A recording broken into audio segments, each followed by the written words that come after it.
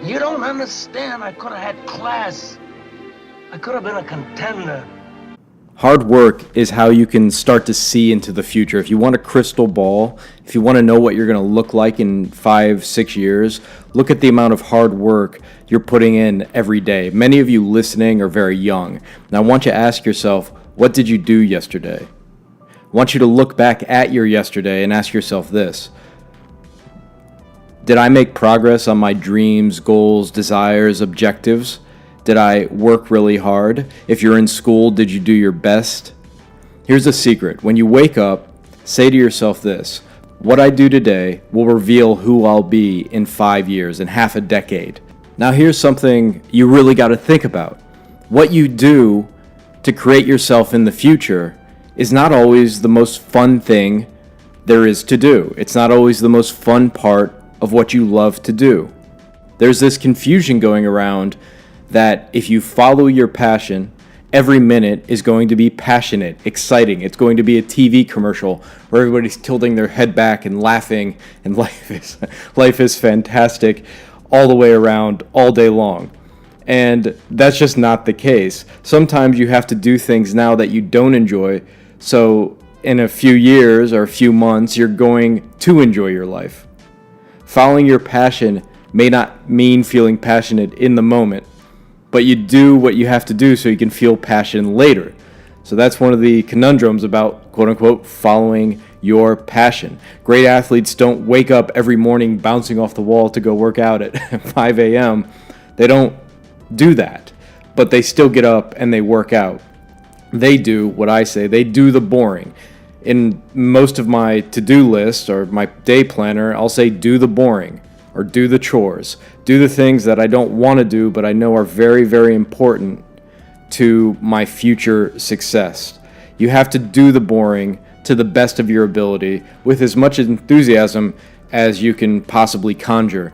And the secret that every successful person knows is that the boring becomes enjoyable, very enjoyable, once you start and you get into it. There's always a way to make something that's not very fun more fun. If I have 100 sales calls to make for my company, I know that it's going to be tough. I know that I don't want to do it. I know I'm going to face a lot of rejections.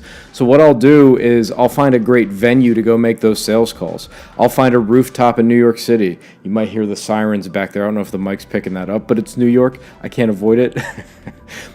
But I'll always find a place I can work from that I enjoy. Maybe I'll take a trip to a forest and make the calls. You have to be creative. Try to do things that make the boring more fun. Some things I do online, I'll put on music or a great audiobook. Try to mitigate the boring. But the fact is, it's not the most exciting thing I could do to work on my company in that moment. But the most exciting and the most important are not always the same thing. Sometimes it is. I love to write. I always talk about this. And writing for me, and the fundamentals of writing, and the boring part of writing, they're the same thing. I find the boring stuff exciting. It may mean if you're designing a new product, trying 100 different shades of color or 1,000 different combinations until you get the color combination that you really want. It could be making a speech 100 times until you're about ready to fall down and collapse from practicing it, just so you can give a good speech later.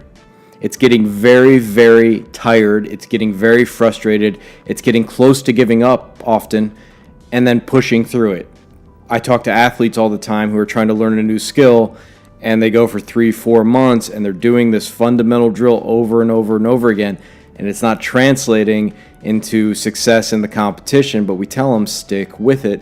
Stick with it. You're doing the right things. Don't give up. And then they have a breakthrough.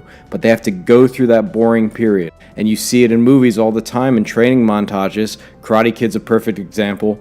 They're trying to learn a move. They can't do it. They keep failing. They keep failing. But they stick with it. They go and stand on the pillar in the ocean and practice the crane kick. They do. They just keep with it. They keep practicing. You can see Danielson making his practice, his boring practice of learning this kick, more enjoyable by doing it in a scenic environment at the beach. And that's something, again, you have to do. You have to make the boring as fun as is humanly possible.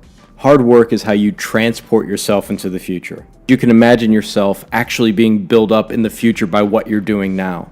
Every punch the boxer throws in the gym training, that's building up to the knockout punch against his opponent. That knockout punch that will make him champion was built up by thousands, hundreds of thousands of so-called boring practice punches. Every failed sales call, all the learning that goes into those failed sales calls, that's why 5 years from now, in a big meeting with a big company, all the right words come out and you close the big deal. You've heard of a death by 1,000 cuts. Well, really, this is the inverse of that. It's success by 1,000 boring reps, okay? Let me just give you 2 examples very quickly from my life, from my business work, where I had to do the boring stuff and it wasn't fun, but it was still part of my passion. So when I built my first website, my first membership website, it was great designing the site, getting the logo. Everybody gets excited about that. It's fun to do.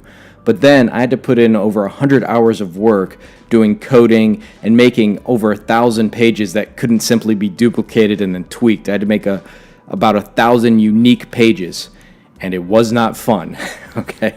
It was boring, but it was important. And yet, again, I'm living my passion. I'm running my own company. I'm creating a business that, with an idea I came up with. This is my passion, and yet it's incredibly boring. I had to do it. In another business, when I was young, I started with my friend. It was a dog walking company, and what we used to do is we'd painstakingly brand tennis balls. We bought a brander, and we'd write our business name in it, and it looked pretty awful. We were putting our website on the tennis ball, and then we were throwing the tennis balls into the dog parks around Manhattan. We did this for 2 years, and we did a lot of other things too. Not a whole lot of fun. For 2 years, nothing happened, and then boom, the company blew up, became the biggest dog walking company in Manhattan, and it was ranked number 1 of all dog walking companies in Manhattan. But we had to put in that boring work so we could get the rewards later. So as you're working today, as you're working on your business, if you're in school, if you're working on your sport, just imagine, for instance, your bank account building in the future for every minute you put in right now that you're not getting paid. See yourself as the champion on the pedestal with every moment you spend in the gym when no one's watching, doing the boring fundamentals. While other guys are out there trying to hot dog and just do the fun stuff, you're building the foundation. You're building a foundation not based on flash, but instead on the rudiments, the fundamental rudiments of whatever industry you're in. Michael Jordan always used to say, you watch me play and you see the fancy plays, the dunks, but you don't see the hours and hours that went in where everything I do is perfectly fundamental. And Jordan, if you know anything about basketball, was the most fundamental player along with the best athlete. And the reason he could do the fancy moves, if you watch any of his fancy plays, his reverse layups, his fadeaways, the fundamental parts of his shot were flawless. The balance, his elbows in, his wrist is in the perfect position, the ball's on his fingertips, his head doesn't move, etc., etc. All the fundamental reps allowed him to become even more creative. It never ceases to amaze me how many artists I study that mastered the old masters, that mastered the traditional way of painting or sculpting. And because of the mastery of the fundamentals, the boring fundamentals, they were able to create things that the world had never seen, that from the repetitiveness came originality.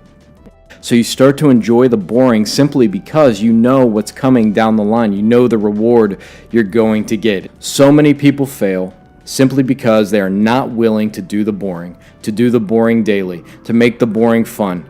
They just put it off. It's the musician with all the talent who didn't do the fundamentals, and now he's nowhere. He's a could have been. He's a should have been. He's someone people talk about and go, I don't get it. He had so much talent.